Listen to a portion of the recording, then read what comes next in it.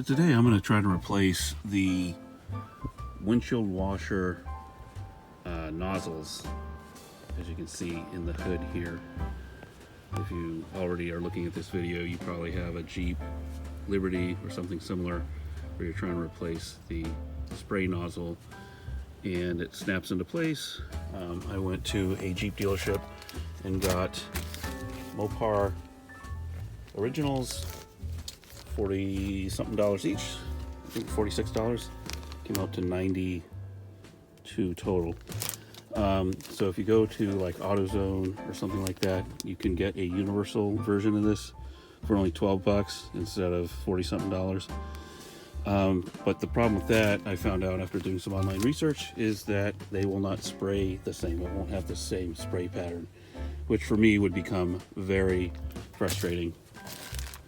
The other issue, of course, is you don't know what kind of materials you're dealing with as far as the plastic components. So this is an 09 Liberty. It's lasted this long as far as, what is it, 2021 now. So, 13 years or so, almost 13 years. So, the first thing I did was I took out these little plastic tabs here. So what I would suggest doing is using a screwdriver, flathead screwdriver of course, just to get an angle on it, and then using the claw end of a hammer and hooking in there and pulling with equal pressure to pull them out. And mine came out pretty easily. Of course, I'm just keeping them stored away here in the door handle so that I can, of course, use them later, pop them back in. So there you go. They came out pretty evenly with the claw end of a standard hammer. I discovered that both ends were broken. So I'm going to try to extract the remnants of that nozzle out of this tube elbow. And I discovered today that the passenger side is also not working. This has been going on for a week now where the driver's side nozzle wasn't working. I thought it was because of a frozen line, because it is winter right now. But come to find out, they just broke off. I don't know how, because they've been protected under this hood shroud all this time, but who knows why they break. They get brittle over time. So now the passenger's side also broke off. So I'm going to try to extract this from the passenger side. So I already pulled the two out, and as I said, the driver's side as well. So that's eventually going to go back under this shroud and reconnect with each of these nozzles. So I should be able to push these out and replace them, snap them in with the new Mopar parts that I just got today. Hopefully this will not turn into a long process where I have to eventually replace this tubing. I hope, keeping my fingers crossed, I can salvage this tubing. So we'll see how this goes. So I was able to extract most, if not all, of the broken pieces of black plastic tubing. I guess that's PVC tubing here. So, well, it's actually the port. It'd be the nipple, the nipple of the nozzle porting into this PVC elbow tube. As you can see on this screw, I was able to screw it in, extract, keep pulling, and getting most, if not all, of the broken plastic pieces out of here. I'm going to continue on, use a Q-tip, and see if I can get any more out of it. Right, so the next thing I did was I popped this off, the elbow off the line, so that I can ensure that I clear it out by using a duster sprayer to compress some air in there, and you can also put it to your mouth and blow through it, I guess, but just to be sure. And I also used a Q-tip.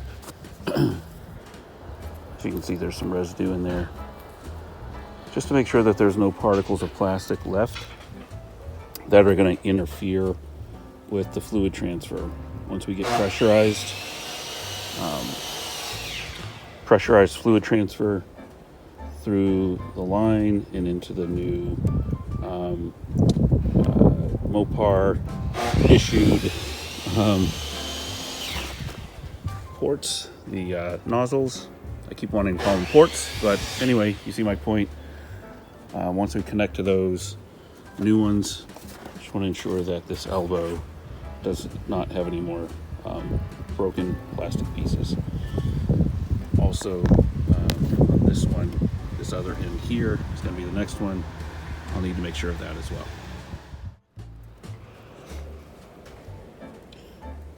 So this driver's side port elbow has been reattached, cleaned out with the duster, went through it 2 or 3 times with a Q-tip to make sure all clean and clear. Moved on up to the driver's side port with this little T-link here. And guess what? I tried to pull with a pair of pliers, needle nose pliers at the tip of this to pull it out. Very brittle, broke right off. Could barely even grip onto it before it disintegrated. So this is going to wind up being another screw job. Again, where I took a screw, the smallest screw threading I could find out of my assorted screws, and the idea is to just insert it into the hole, for lack of a better term, and try to screw it in and then pull it out in one piece. Alright, so as you see, I have a narrow wood screw. This is the kind of screw you can get in a kit when you're hanging, like curtain rods or mini blinds. This is one of those typical kind of screws that come in a kit. In any case, this is what I'm using, and yeah, I've got it in there to start grinding in there and pulling out more pieces of plastic from this one. So we'll see how this goes. Just start screwing it in a little bit more, not too far though, and start pulling this out. Chunks of plastic to see how this goes.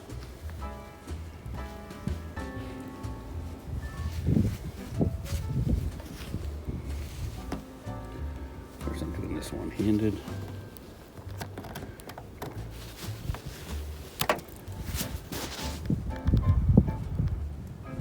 Alright, so I got some of it out. Let's keep going.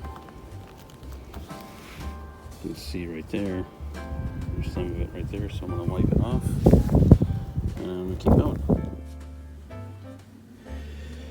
So I disconnected it from the main line down to the passenger side elbow, the driver's side elbow that I was talking about before. There you can see it. And this is the T-link going to the passenger side. So I extracted most of the plastic from here. And now I'm going to disconnect the T completely and spray it out with my little duster here. Go back through it with a Q-tip, make sure everything is cleared out. Alright, so I took the T off, cleared it out, ran a Q-tip through it, everything's clean now. Snapped it back onto this end. One thing I want to comment on is I was really glad that the T-link and the elbow link at the other end here is not brittle. I was worried it might crumble and disintegrate like the valves did. I should say the bottom tip of the spray nozzle valves did, broke off in here. So anyway, like I said, cleared out. Used a screw to extract all the particles, used a duster to blow out any remaining particles after I disconnected the T-link and the elbow, and used a Q-tip to completely clear it out. I also took off the roughly about 50% of the Q-tip cotton and whittled it down with my fingers to plunge it down even deeper, and rubbed it around in a clockwise position to make sure that there is no residue in there, so it's all good to go. As I said, thankfully this is not brittle. It's a 13-year-old car. this is pretty flexible actually as I squeeze it. I don't want to squeeze it too hard, I don't want to crack it, but I mean it's not rigid, brittle plastic. So that's the good news. So we'll see how this all shakes out once I snap it back to the main line. And then the bottom tip of the new Mopar issued nipple to the spray valve will fit right in. I'll have no issues once I snap it into the hood, and we'll give it a whirl, see how it goes. Alright, so there's the hole where it goes into the hood, and it's so brittle, just unsnapped from the bottom side with a pair of pliers. It just crimped it and crushed it, and I was able to push it through from the back to the top and pull it right out. So there you have it. You can see the bottom part is pretty brittle anyway. Ideally I would have squeezed and then pushed, have it come through the top of the hood, but it's pretty brittle and disintegrated pretty easily. So when I use the new one, it's just going to snap right in on top of the hood, down, it's just going to snap right in from the top to the bottom. Alright, so in order to compare each of the old ones that I pulled out, you can see each were pretty brittle. They just kind of disintegrated when I tried to extract them. So all I did was use pair of pliers to try to squeeze the ends and push them up through from the bottom of the hood up through the top. But they disintegrate, so they come out real easily. So now I have the new, brand new in the bag, Mopar, and there's the nipple that's gonna go down. So I'm gonna have to tilt it at an angle through the top of the hood, and then they should snap into place. And I can insert those nipples into the clean elbow valve for the driver's side and the T valve for the passenger side. So passenger side T link valve and driver's side elbow valve. We'll see how this goes. Alright, so the new one snapped in pretty easily to the driver's side of the hood. Now we're going to try to get the snow off of here, and we're going to slide this one in at an angle, just like so, and then it'll just snap right in. Pretty easy, easy peasy. Also want to make sure it's straight on. Oh, well, actually, I take that back. Once you snap it in, you can't turn it side to side. It snaps in the way it's supposed to, according to the cutout and the snaps that are already designed at the base of the coupling of these nozzles. All right, and then this shroud, I only took off, as I said before, this bottom plastic peg, this second inner one, and there's a main center one towards the back, towards the firewall, and then the same thing on this side. I took one out here and one out, one here, and then another one down there. All right, so, oh, excuse me, one here rather, and one over here. By the way, do you see the staining here? This is from when the line coupling broke, and I was able to keep spraying from the passenger side over this past week, not realizing that the reason I wasn't getting any pressure to the driver's side was because it had already broken. I just thought it was a frozen line. Well, meanwhile, it was leaking this on top of the underneath the hood, on top of this heat shield, heat shroud. So there you go. That's what was going on there. All right, so as I said, I now have both brand new Mopar spray valves snapped in. Now all I have to do is connect that line that I was working on under here and snap it into place. So let's see how this goes. So here I have my grip on the line. I've got 2 fingers on each side of the T-link, and I'm gonna reach under here and I'm gonna snap it in onto that nipple right there and slide it on. I have to go off camera to do that because I need 2 hands. So we'll see how this goes. Starting with the passenger side first with the T-link. T-valve. Snap it right on there. Here we go. All right, so I am actually able to do it one-handed. And make sure it's firm and snug. Yep, I was able to just go bloop, grip it, snap it on right there.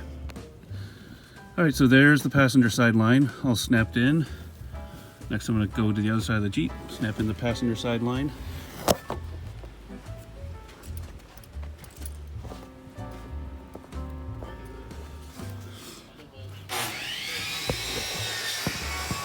All right, this one should be able to snap on there one-handed as well. We'll see. Oh yeah, there we go, one-handed, folks. There you go. All right, so the real test is going to be the pressure. So before I put back on,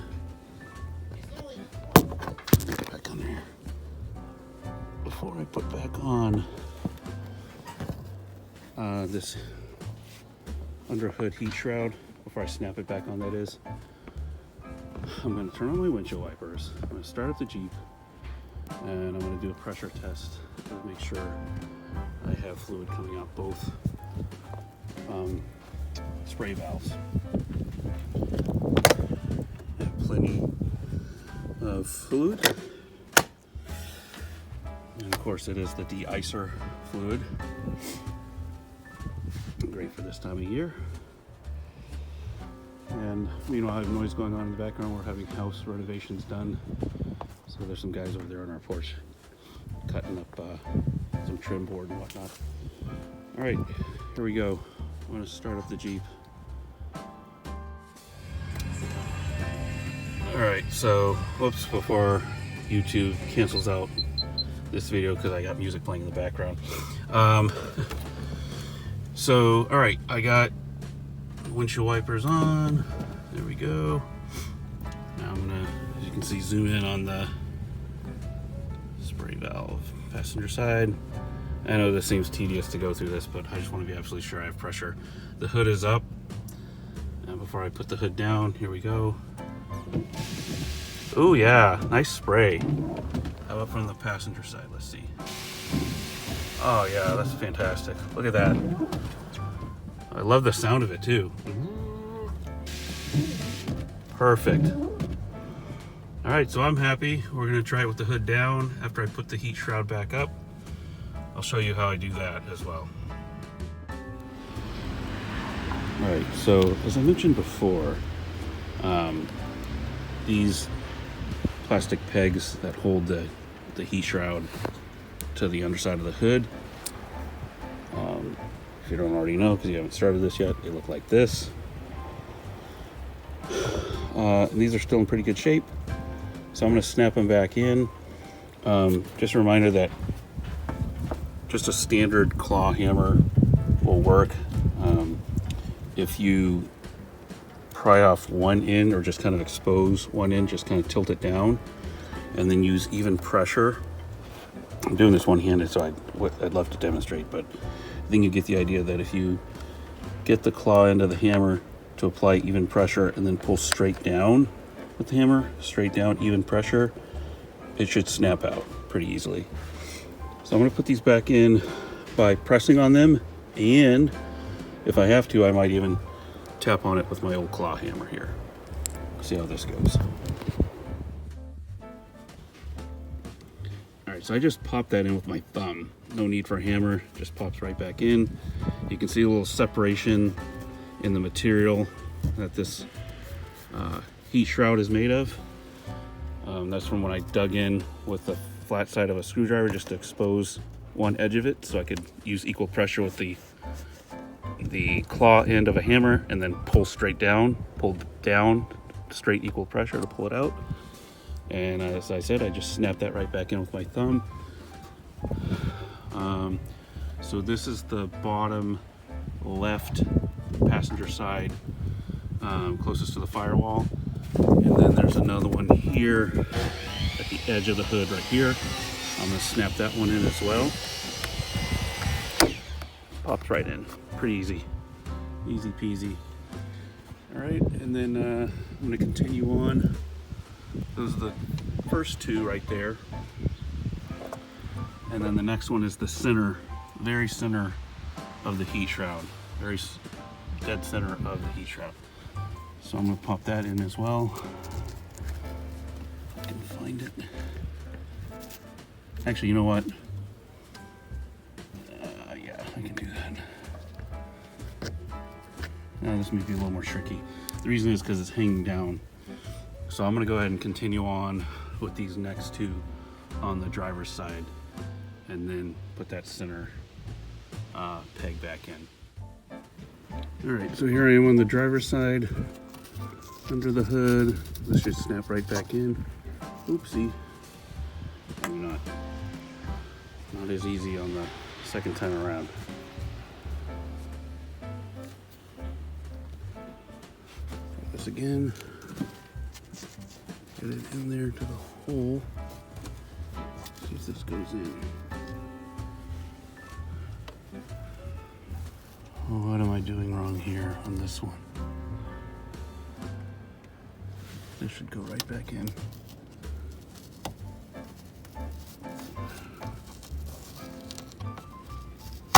There we go. All right, so that's good. And now this bottom edge here.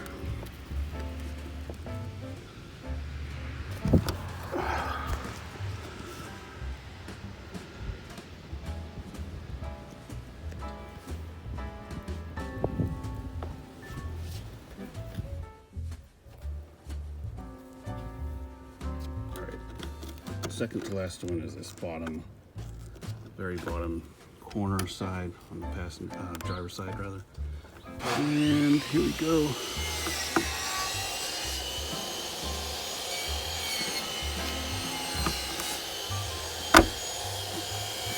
Snapped right in. Okay, great. The last one is this very center position here, center of the hood. And now that I've equal pressure on the heat shroud underneath the hood, I should be able to snap the center one right in.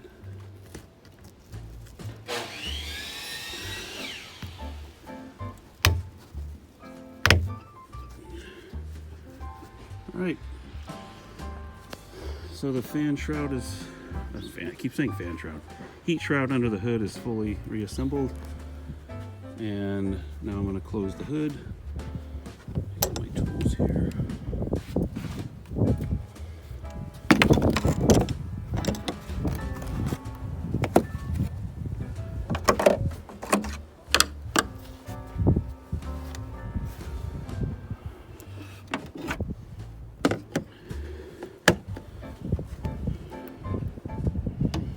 One thing I'm not going to do anymore is let the hood slam, because I think that's what caused the last time I filled up my washer fluid.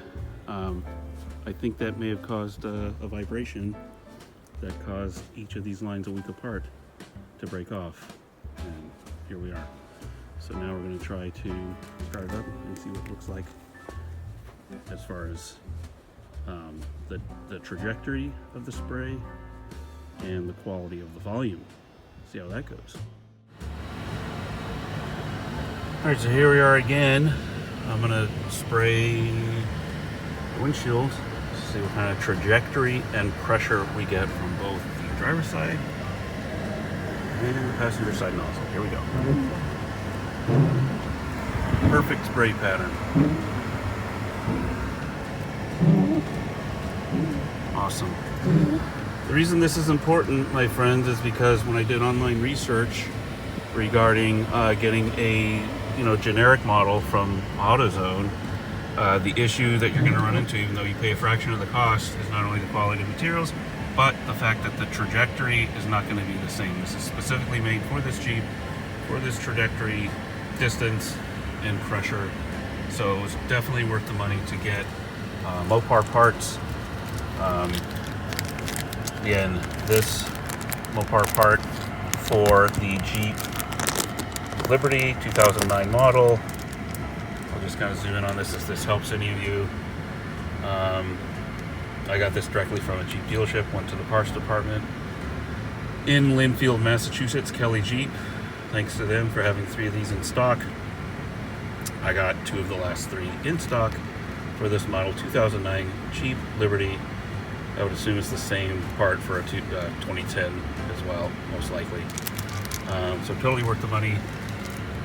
Peace of mind, $40-something each. And as you see, it wasn't as difficult of a project as I thought it would be. I was really worried about the tubing to be equally brittle to the valves themselves, and that turned out not to be the case. So just the valves by themselves was an easy replacement. And anyway, as you see, I'm parked in front of an easy disposal. We're having construction done on our house, so a lot of stuff is being thrown out, old cabinets and whatnot. And yeah, I'm here doing this project today on my day off.